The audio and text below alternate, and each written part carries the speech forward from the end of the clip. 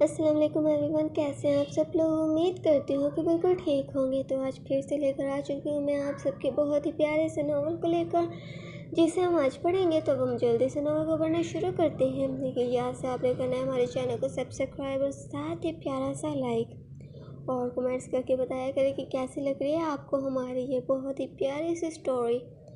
تو اب ہم پڑھتے ہیں ہمارے آج والے ایپیسوڈ کو، لیکن میں ہمیشہ کہتی ہوں کہ پورے کا پورا ناول آپ حاصل کر سکتے ہیں، وہ بھی ابھی کے ابھی اور بے حد آسانی کے ساتھ۔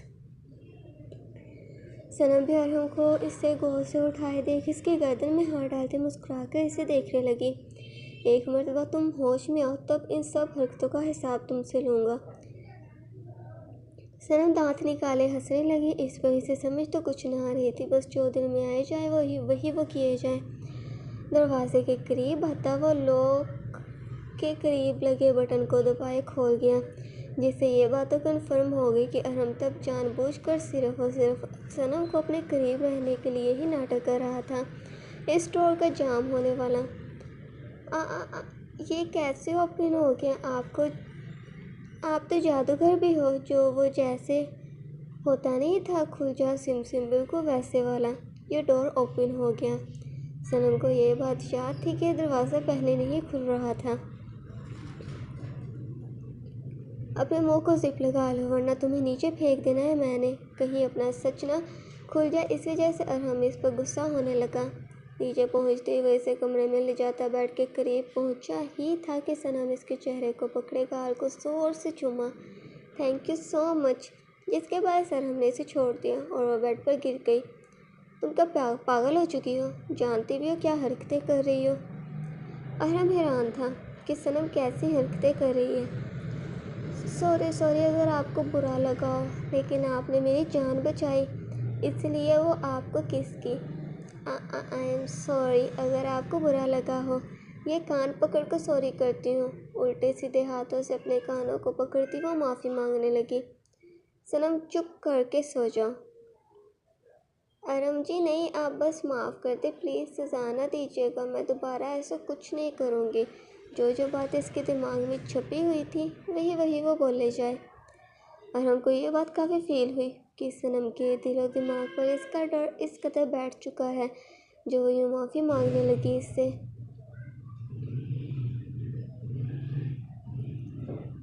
صنم بس کرو اور جا کر کپڑے چینج کر لو، بستر بھی گیلا ہو رہا ہے۔ مجھے نہیں کرنے چینج کپڑے، بس باتیں کرنی ہیں، بالکل ویسے جیسے امی کے ساتھ کیا کرتی تھی۔ آپ کو پتہ ہے میں بہت ساری باتیں کر کے امی کو تنگ کیا کرتی تھی۔ خود ہی بات کی وہ ہنسنا شروع ہو گئی۔ اس کے بچوں جیسی باتوں سے اریٹیٹ ہوئے ارحم صوفے پر جا کر بیٹھ گیا اور خود سگریٹ جلائے پینے لگا۔ صنم منہ میں ہی ہنستی ارحم کی جانب دیکھے جائے۔ صنم کی یہ حرکت ارحم کو کافی عجیب لگی، اسی وجہ سے ہوا میں دھواں چھوڑے۔ کیا جوکس لکھے میرے چہرے پر جو یوں دیکھ کر ہنسے جا رہی ہو؟ نہیں، وہ آپ جو سگریٹ پیتے ہو، وہ بہت ہینڈسم لگتے ہو، بالکل وہ فلموں کے ایکٹر جیسے۔ صنم نے آخر آج تعریف کر ہی دی ارحم کی۔ کیا صرف سگریٹ پیتے ہی میں تمہیں اچھا لگتا ہوں؟ ارحم کھڑا ہوتا اس کے قریب آنے لگا۔ شاید وہ اپنی تعریف صنم کے منہ سے سننا چاہتا تھا۔ نہیں، ویسے بھی آپ بہت ہینڈسم لگتے ہو، آپ کا چلنا پھرنا اسٹائل سب الگ ہے، لیکن جو آپ غصہ کرتے ہو وہ اچھا نہیں۔ جب آپ پیار سے بات کرتے ہو تب دل کرتا ہے اور باتیں کرنے کو۔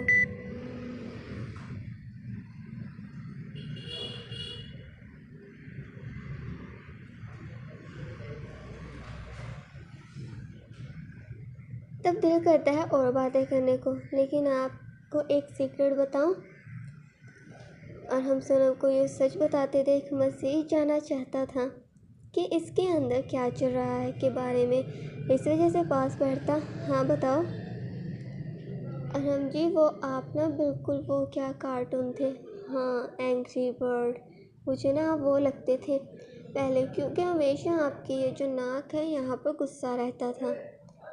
ارحم کو برا بھی لگ رہا تھا کہ صنم اس کے بارے میں کیا سوچتی ہے، لیکن پھر بھی وہ خاموش تھا، مزید صنم کو سچ بتانے کی خاطر۔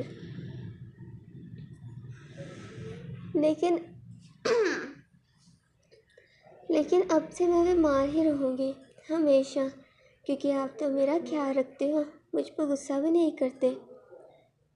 آپ اچھے ہو کیونکہ آپ نے مجھ سے شادی کی، یہ کام ہر کوئی نہیں کر سکتا۔ آپ اتنے زیادہ امیر۔ اپنے باہوں کو پھیلائے وہ ارہم کو بتانے لگی کہ وہ کتنا زیادہ امیر ہے، جس کے باعث وہ خود ہی بیڈ پر گر گئی۔ صنم اگر تم نہ بھی بتاؤ تو مجھے معلوم ہے۔ نہیں، میں آپ کو بتا رہی ہوں کہ آپ اتنے امیر ہو، لیکن پھر بھی مجھ سے شادی کی۔ لیکن کیوں؟ کیونکہ میں تو آپ سے عام سی لڑکی تھی، غریب، جس کے سر پر باپ کا سایہ بھی نہ تھا۔ آخر اس نے ارہم سے سوال کر ہی ڈالا۔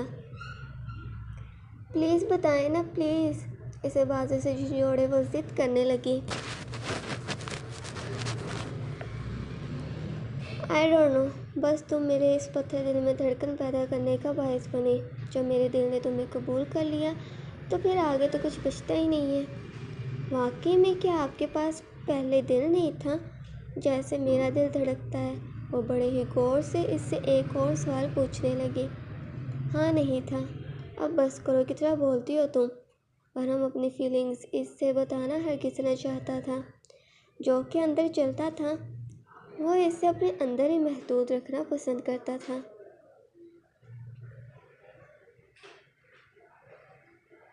ارہم کی بات کو اگنور کیے وہ اس کے سگریٹ کی طرف دیکھتی۔ یہ کیسے پیتی ہیں؟ میں بھی پیوں؟ تم نشے میں ہو یا تمہارا دماغ خراب ہو چکا ہے؟ جانتی بھی ہو کہ کیا بولے جا رہی ہو تم؟ صنم کے مسلسل بولنے سے تنگ آتا ہوا اسے ڈانٹنا شروع ہو گیا، جس پر رونے والی شکل بناتی۔ نہیں پیتی آپ کی سگریٹ، ڈانٹ کیوں رہے ہیں آپ؟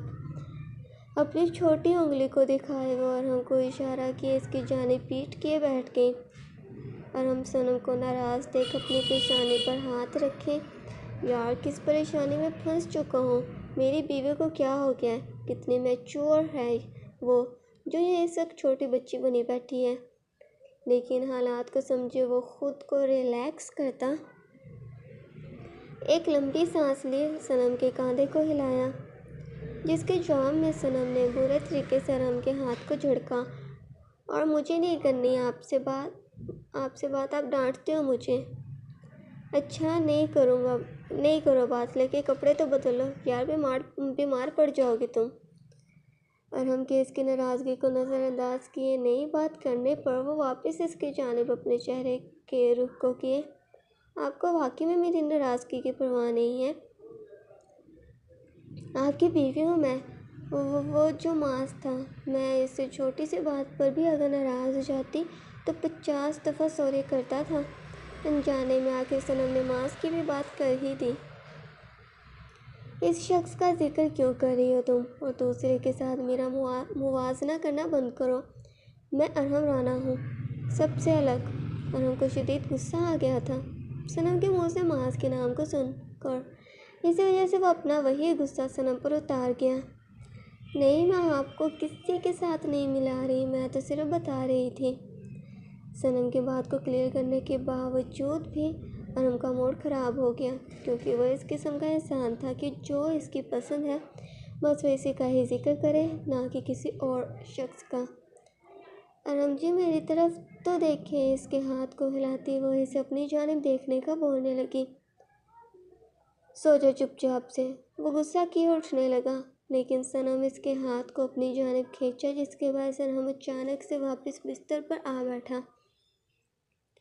لیکن اب کی مرتبہ صنم کی کی گئی حرکت پر وہ چیخ کر غصہ کرنے لگا، جسے دیکھ صنم پہلے ہی اس کے مزید قریب ہوتی اپنے ہاتھوں سے اس کے چہرے کو پکڑے ارہم کے ہونٹوں پر جھک گئی۔ چونکہ ارہم ہمیشہ سے تھوڑی بھاری داڑھی اور مونچھ کو رکھتا ہے، جس کے باعث اس کے ہلکے سے پنک رنگ کے ہونٹ چھپ سے جاتے۔ صنم کی اس قسم کی حرکت، جو وہ اپنی مرضی سے ارہم کے قریب آئی تھی، ارہم کو جھکانے کا باعث بنا۔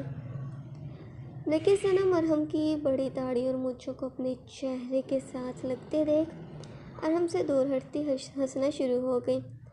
وہ آپ کی داڑھی مجھے گدگدی کرواتی ہے، پاگلوں کی طرح ہنسے وہ ارحم کو اصلی وجہ بتانے لگی۔ اب تم اپنا راز نہیں ہو، کیونکہ ملیشا آپ ہی کے ناولز میں ہیرو مان جاتے ہیں یوں کس کرنے سے۔ اب کی مرتبہ وہ ناولوں کا ذکر کرنا شروع ہو گئی۔ ارحم سائلنٹلی اس کی جانب دیکھ رہا تھا، لیکن اس پل اس کے لیے خود کو سنبھال پانا مشکل ہو رہا تھا۔ اسی وجہ سے خود صنم کے قریب ہوتا اپنے انگوٹھے کی مدد سے اس کے نچلے ہونٹ کو نیچے کیے منہ کو کھولتا اپنے ہونٹوں میں لے لیا۔ صنم ارحم کی اس قسم کی حرکت پر بالکل خاموش تھی، نہ وہ منع کر رہی تھی اور نہ ہی کچھ اور کہہ رہی تھی، جو کہ ارحم کو مزید اجازت دے گیا اپنی منمانی کرنے کا۔ صنم پر حاوی ہوئے وہ اپنا دباؤ مزید اس پر ڈالتا صنم کو پیچھے پڑے تکیے پر گرا گیا۔ اس کے ہونٹوں کو وہ پوری شدت سے چوم رہا تھا، اتنی شدت جو شاید پہلے کبھی نہ دیکھی ہو صنم نے، کیونکہ پہلے ہمیشہ سے ارحم اس کے قریب اس کی اجازت کے بغیر ہی آیا تھا، لیکن آج صنم کی رضامندی بھی ظاہر ہو رہی تھی صنم کی حرکتوں سے۔ ارحم بھی بہکتا مزید کام کو بڑھانے کی خاطر اس کے فراق کو اتارنے کے لیے اس کی کمر کے نیچے ہاتھ کو لے جاتا صنم کو تھوڑا اونچا کر گیا، لیکن اس کا صنم کے لبوں کو چومے تشنگی مٹانے کا عمل ابھی تک جاری تھا۔ آہستہ آہستہ سے وہ اس کے فراق کی زپ کو کھولنا شروع ہو گیا۔ اس کی زپ کو نیچے کیے فراق خود بخود اس کے کمزور کاندھوں سے نیچے گرنا شروع ہو گیا۔ ارحم بھی اس کے ہونٹوں کو چھوڑ صنم کی گردن پر جھکے اپنے لمس کو چھوڑنے کی شروعات کر چکا تھا۔ صنم اپنی آنکھوں کو بند کرتی لمبی لمبی آہیں بھرنے لگی۔ گردن کو چومتا ہوا اس کے کاندھوں کی جانب بڑھا ہی تھا کہ اسے کچھ یاد آیا، جس کے باعث وہ فوراً سے پیچھے ہٹ گیا۔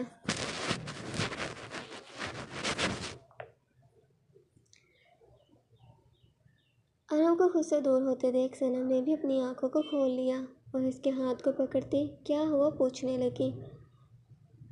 یہ سب ٹھیک نہیں ہے، بے شک بیوی ہو تم میری، جب چاہے آ سکتا ہوں تمہارے قریب، لیکن اس پر نہیں، کیونکہ ارحم رانا کسی کا فائدہ اس کے ہوش میں نہ ہونے پر نہیں اٹھاتا۔ یہ بات ثابت کر چکی تھی کہ ارحم اپنے ارادوں کا کس قدر پختہ ہے۔